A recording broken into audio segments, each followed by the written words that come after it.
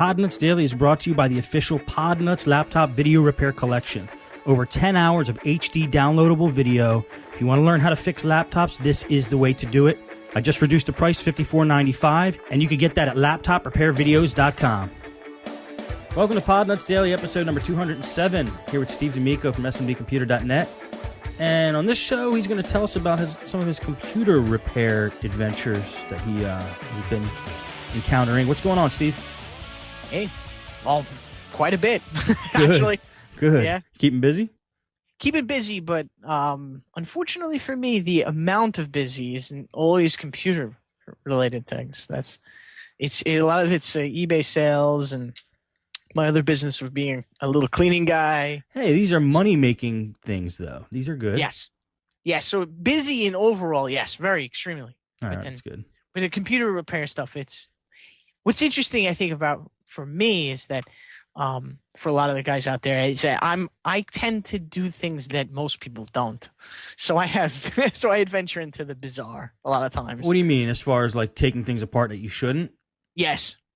Okay. And also I did as a little example, I just recently did work on a POS system.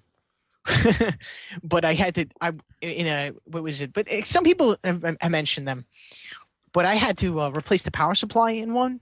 It was they had the little fan died in the power supply, and I almost replaced the little fan inside the power supply because when I looked at how hard it was to get this thing out of there, I was like, it was a nightmare to just replace the power supply. Oh, well, yeah, that's not too horrible. That's not too horrible. I've replaced fans and power supplies before. Oh no, I mean the replacement of the power supply was horrible. It was unbelievable.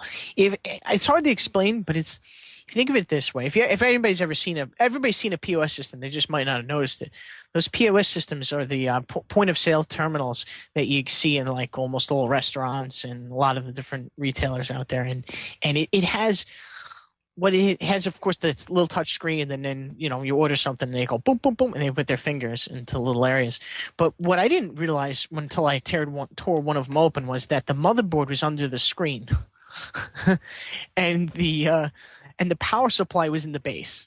Yeah, so keep in mind that since the power supply keeps the cables running from the back and the base all the way to the top of the screen, you literally have to take the base apart. Then you have to take the base off. Then you have to take you have to unscrew the bottom, the base of the screen, on the underside of the screen, then take that off, and then finally you get to the plugs. Okay.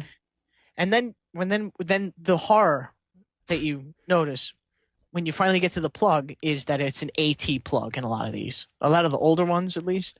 An AT plug? An AT plug, What's yeah, that? not ATX. The before ATX, it was AT, which is like ancient style, like of. Okay. I mean, Okay. It looks like two. If you look up, if you type in AT power supply wiki, you look that up, you'll probably find it. It's like a It's hard to explain. It looks different. It's like in a row, the cables, and they both. It's two kind of It looks like the same kind of wires, but they're kind of snap in a row. Yeah, and okay. I know what you mean. Yeah. No, wait a minute. This is an all-in-one unit, right? Like, because it's a touchscreen? Yes. So the power supply is built into the screen, basically, is what you're talking about. Well, no, the power supply is actually in the base, but the connectors for the AT connectors that connect to like basically what would be the motherboard are on the behind the screen.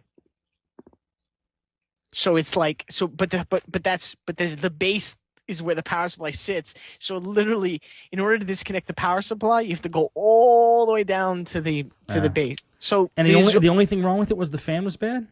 Well, the fan was bad, and I figured, of course, I just replaced the fan. And I was, I figured, I'll just replace the power supply. Who the hell is going to open up a power supply and start messing with it,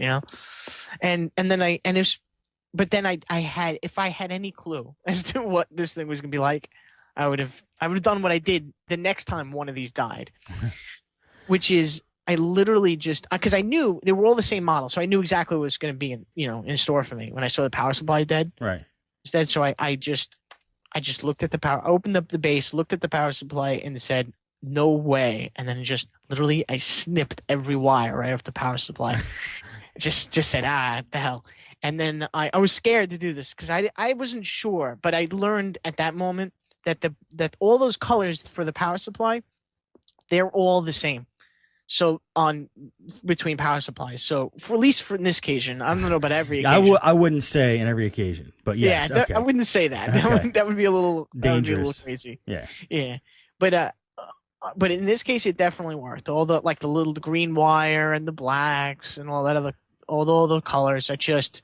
I just snipped them all, and good thing I was on site, and it's a good thing I keep like way too much tools and way too much, little connectors and little things with me. Right. So I have 2 tackle boxes. That's how I kind of get away with that. In the trunk of my car, I keep one large size briefcase and 1 tackle box full of screws and all sorts of stuff neatly arranged. Yeah, this saved us at the Podnutz party too.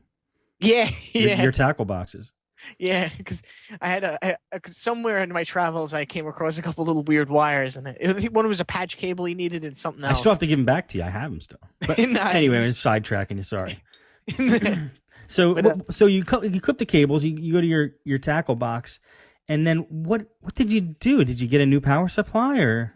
Oh yeah, I already bought a power supply. Okay. And I took the new power supply, and what do you think I did to the brand new? Sniff it. It still has that new power supply smell. Power supply smell. I mean, this thing was virgin, right? I just said, "Sorry, little buddy," and just snip. Oh man! Snipped all the ends off it and just hooked it right up, and it worked. Now, how did you get the wires to stay? Did you use those twisty? What are they called? Those twisty caps, or did you use electrical wire, or did you solder it, or? If I had it in the shop, I would actually tin all the. Well, I would solder them together because I'm a good boy. But I would even go as far as using shrink wrap tubing or shrink tubing. Mm-hmm. If anybody knows what that is, it's like you put it on the wire first, and then you butt the 2 wires together, and then you can roll the tubing over it, and then use a heat gun but you need a heat gun, you need hot air. I use a lighter in my videos. A lighter? That's a good idea. Yeah. That's really good.